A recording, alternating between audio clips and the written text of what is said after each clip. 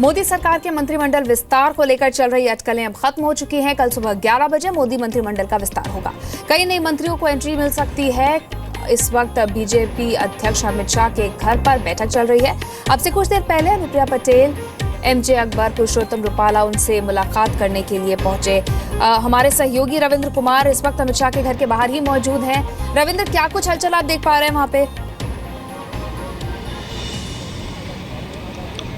देखिए नंदिता, इसके पहले जो दो बार मंत्रिमंडल में हुआ है उसमें प्रधानमंत्री खुद मंत्रियों से मिलते थे, संभावित मंत्रियों से मुलाकात करते थे। लेकिन इस बार अमित शाह अपने घर पर सभी जो संभावित मंत्री हैं उनसे मुलाकात कर रहे हैं। 7 जो संभावित मंत्री हैं वो अभी थोड़ी देर पहले मुलाकात कर चुके हैं। इनमें अनुप्रिया पटेल, विजय गोयल, एस अहलुवालिया हैं, अनिल माधव दवे, मनसुख भाई, एमजे अकबर और पुरुषोत्तम रूपाला। रामदास अठावले थोड़ी देर बाद आने वाले हैं। तो कहीं ना कहीं ये जो 8 नाम है ये कंफर्म किया जा सकता है कि ये कल मंत्रिमंडल के फेरबदल में ये नए मंत्री बन रहे हैं। और नंदिता, एक बात और ध्यान देने वाली बात होगी कि इस बार सरकार हो या संगठन हो, जिनको मंत्री बनाया जा रहा है कहीं ना कहीं उनको एक्सपर्टाइज को देखकर ही ध्यान में रखा जा रहा है। एस अहलुवालिया को माना जाता है कि संसदीय कार्य के मामले में वो विशेषज्ञ हैं। उसी तरह से अनिल माधव दवे को पर्यावरण और IT के क्षेत्र में माना जाता है कि वो विशेषज्ञ हैं। अनुप्रिया पटेल को अगर देखा जाए तो कहीं ना कहीं यूपी में कास्ट कॉम्बिनेशन को ध्यान में रखकर उन्हें बनाया जा रहा है। और एक जो हमें सूत्रों से जानकारी मिल रही है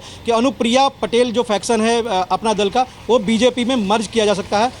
कहीं ना कहीं जो वहाँ कुर्मी वोट है जिसको लेकर अगर देखा जाए तो समाजवादी पार्टी बेनी प्रसाद वर्मा और नीतीश कुमार खुद कहीं ना कहीं विधानसभा चुनाव में प्रचार करेंगे, तो उस वोट को अपने पाले में किसी तरह से भी बनाए रखा जाए या उसका बड़ा चंक अपने पाले में लाया जाए। इसलिए अनुप्रिया पटेल के जो फैक्शन है उसे बीजेपी में शामिल किया जाएगा, मर्ज किया जाएगा और उन्हें मंत्री बनाया जा रहा है। तो इस बार कास्ट कॉम्बिनेशन और उनके जो परफॉर्मेंस अगर आगे का ध्यान में रखकर, इन सबको ध्यान में रखकर ही मंत्रिमंडल का विस्तार किया जाएगा। बिल्कुल रविंद्र, ये तो नए चेहरे हैं और क्या कुछ बदलाव संभावित है कल? देखिए, बदलाव जो है उसमें कुछ मंत्रियों का प्रमोशन हो सकता है।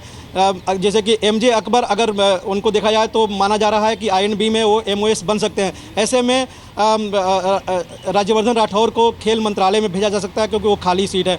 इसी तरह से अगर एमजे अकबर, एक मुस्लिम चेहरा मंत्रिमंडल में आ रहा है, तो माना जा रहा है कि 2 फेस हो गए मुस्लिम चेहरा मोदी कैबिनेट में। इसलिए नजमा हेपतुल्ला का जाना लगभग पहले से भी संभावित था। इस बार भी 75 के आंकड़े देखते हुए उनका जाना माना जा रहा है कि इस बार उन्हें कहीं ना कहीं का राज्यपाल बनाया जा सकता है। उस तरह कलराज मिश्र के बारे में ये कहा जा रहा है कि उन्हें बिहार का अध्यक्ष बनाया जाएगा। जहां तक 2 मंत्रालय, अहम मंत्रालय, कृषि मंत्रालय और ग्रामीण विकास मंत्रालय, ये भी कहा जा रहा है कि वेंकैया नायडू को ग्रामीण विकास मंत्रालय बनाया जा सकता है।